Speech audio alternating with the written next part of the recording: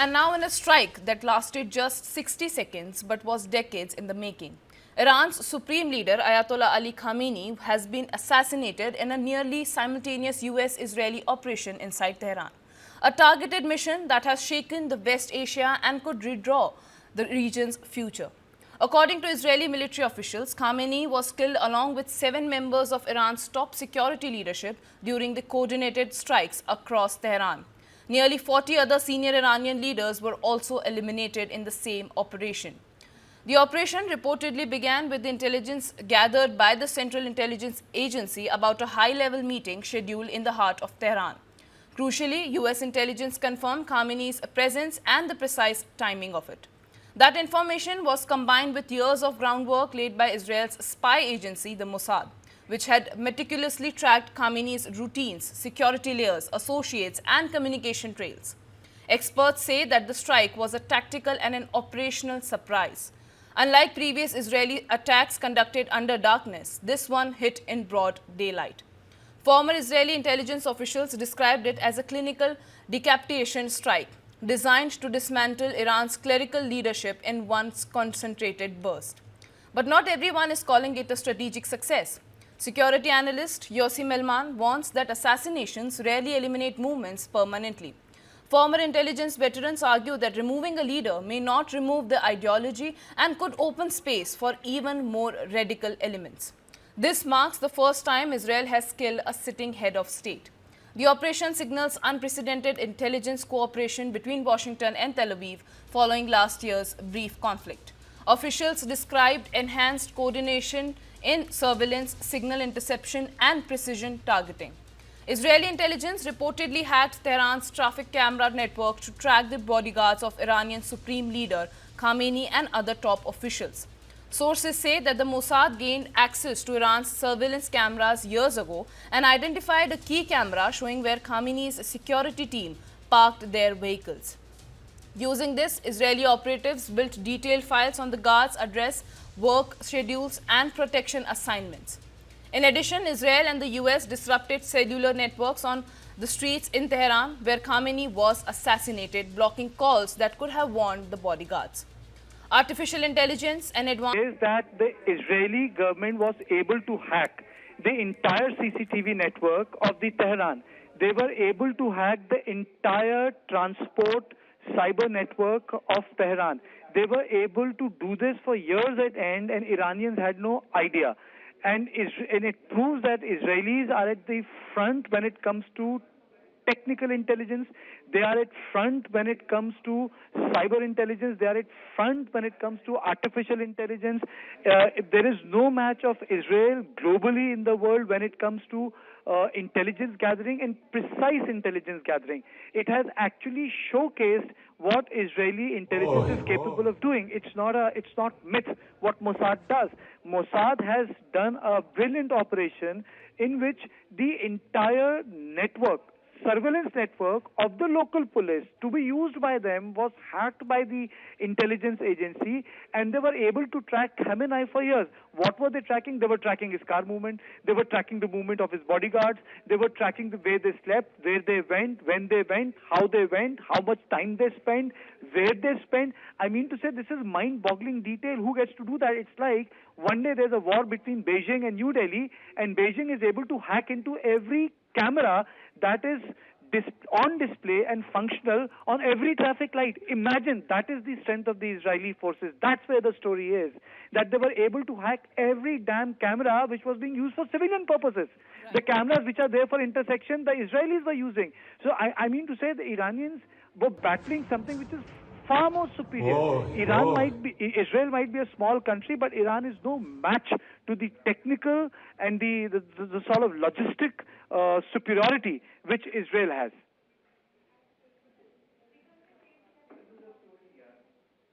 Well, that's right, Kartikeya.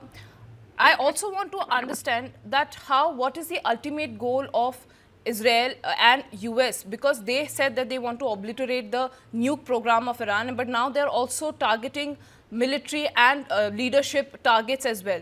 So if not a regime change, do you think that the strategic objectives of Israel and US's offensive against Iran will be met? You know, on this issue, Nancy, thank you for asking, but let me take this question to the esteemed guest who joins me from Israel. Sir, thank you so much for joining us from Israel. And for our viewers, I must inform them Dr. Eyal Hulata joins us. He's the former Israeli National Security Advisor and the current Senior Fellow at FGD. Thank you so much, sir, for joining me. It's a pleasure to have you here. So the question remains the same, sir, which is this technical prowess that has been demonstrated by Israel is unprecedented, sir.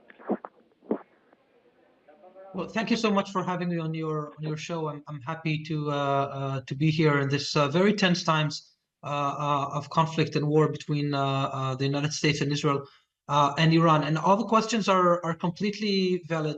What's important to stress out is that for Israel, unfortunately, Iran has turned itself into an existential threat. When Supreme Leader Khamenei has continuously laid out his ambition to eradicate Israel completely with a specific timeline stating that by 2040 Israel should not continue to exist as a state. So this is the basis, the ground basis for everything that we've been doing for many years, but specifically since June of last year. The focus in June of last year was indeed the nuclear program, and to put it in a place where this cannot allow the Iranians a path towards a nuclear weapon. What has changed, I think, quite dramatically is that even though this has happened, the Iranians have not been willing to engage fruitfully with the Americans in the negotiations. And while last January, the protesters in Iran, unrelated to anything of our conflict, of course, fled to the streets in mass numbers, calling and crying for their freedom and their rights, were massacred by their own Supreme Leader Khamenei that appears in the picture here. This created a dynamic of escalation in Washington, where President Trump has continuously said that he will come to the support of the people. Those two things came together as we speak now. Now, as for objectives, I think, at least from an Israeli perspective, the crucial thing is that Iran will not continue to put us as a target, in the sense that they would want to use whatever they have in their powers over time to eradicate us. My personal belief is that Supreme Leader Ali Khamenei, as the mastermind of this, as long as he remained as the leader of Iran, as dictator of Iran, this achievement was not possible. We'll have to see now how things evolve. Can the people of Iran take control over their country? We're talking about more than 80% of the people of Iran who do not support this revolutionary regime, who would want something completely different out of a country of almost 100 million people. That's a large protest movement, maybe one of the largest that we've seen. Are they able to do this, or will Iran fall again into the hands of another authoritarian dictator? We'll need to see how things evolve in this regard. Dr. Eyal, you see, this has been experienced by Americans in both the United States of America and Iraq, which is that once the technical infrastructure is taken down by superior forces, the resistance degrades its own technical infrastructure, and they start working on couriers. Now, in this case, IRGC yesterday announced that there is no central command. Local commanders are working on their own.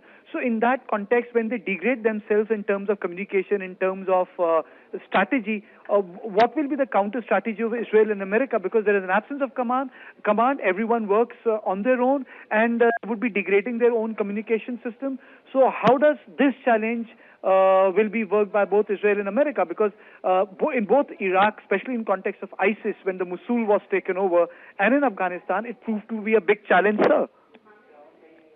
Well, I'm sure there will be a challenge. I agree.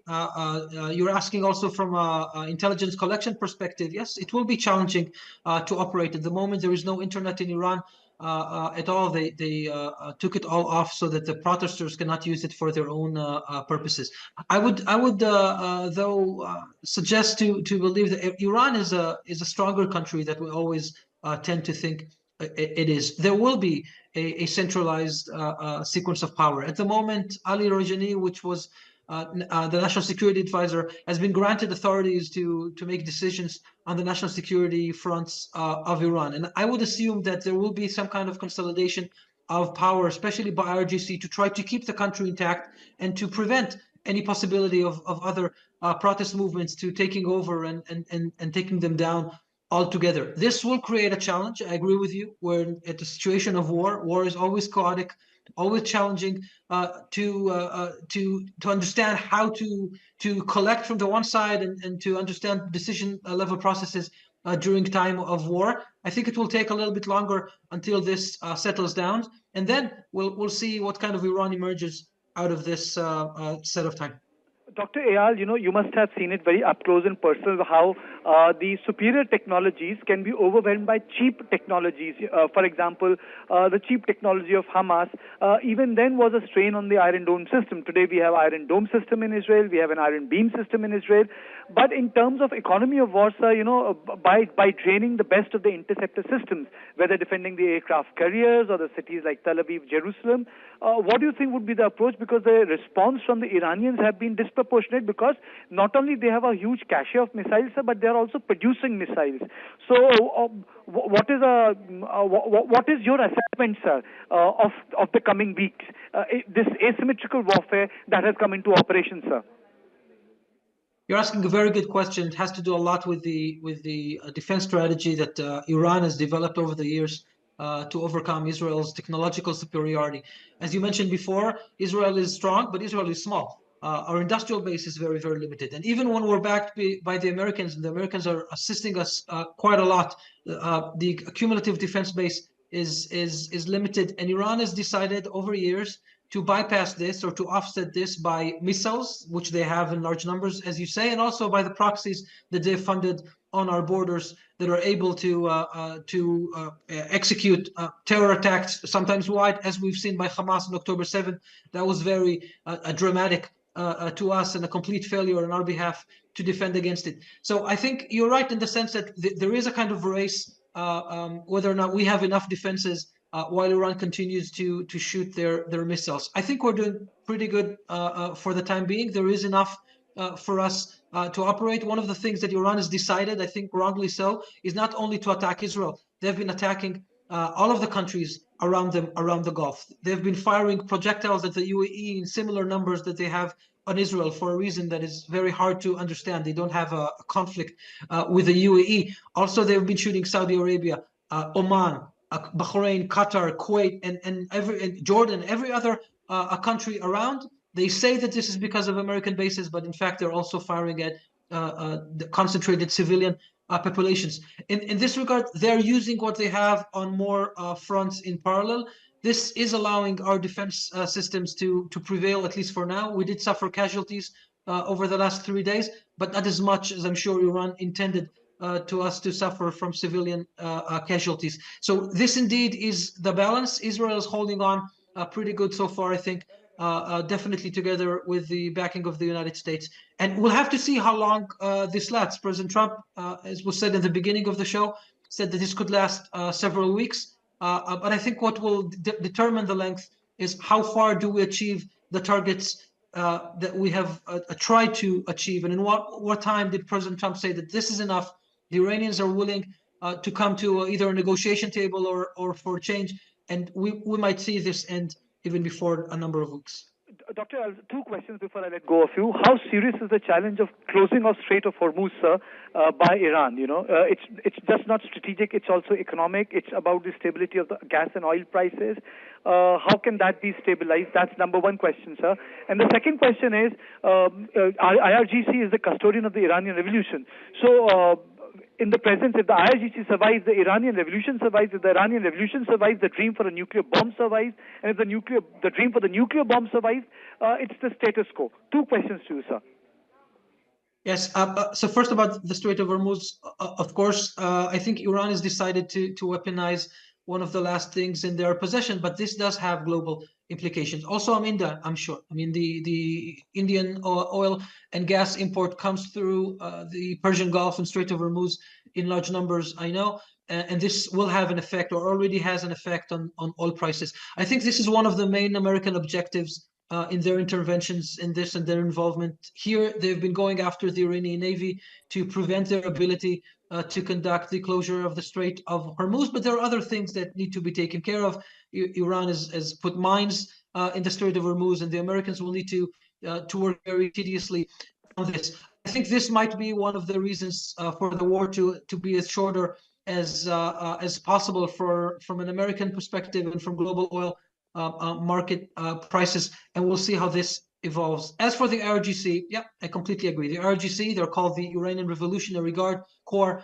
They guard the revolution, as you've said, and I'm sure that they will do whatever there is in their power to consolidate what they can and to not allow Iran to drift into a protest movement that would create a counter a revolution to the one that brought them all to power in 1979. This is exactly the battle that is there. We need to remember that Iran is in a very difficult situation, even if the RGC prevail in holding Iran. The economic situation in Iran is very, very bad. The diplomatic situation of Iran is very bad. They have lost all of the support, that the smallest support that they still had, not only in the Gulf, but also from Russia and China that have backed them before. They have not come to their assistance, not diplomatically and definitely not in material ways. So it will be difficult, I think, for any regime in Iran that will not be pragmatic and will not be forthcoming to the demands coming from the United States and from the West to succeed in holding this very large and troublesome country intact. But it's very hard to predict the future. I think we'll all need some patience to see how this plays out. But can it become a forever war, sir? Can it become a forever war? What's your assessment? How long it can last? So I don't think this will become a forever war. You know, a forever war is a term coined by the Americans for the wars, as you suggested, in Iraq and in Afghanistan. This have become forever war because the Americans sent boots on the ground and actually captured and tried to open a campaign of nation building in both those countries. I don't think that this is the intention of the United States of America at this point. There will be a raid, a campaign, and when it ends, we will start to deal with the situation that will emerge later. Definitely from an Israeli perspective, Israel is small. We're not built for forever wars. We will achieve our objectives as far as we can, and then I would assume that there will be a ceasefire to see what emerges. Either a new leadership on Iran that will be open to the West, or if not, we will need to contain what is there, to recreate our intelligence collections, to monitor very carefully what they're doing, and to make sure that they do not re-emerge as a threat to us or to the region.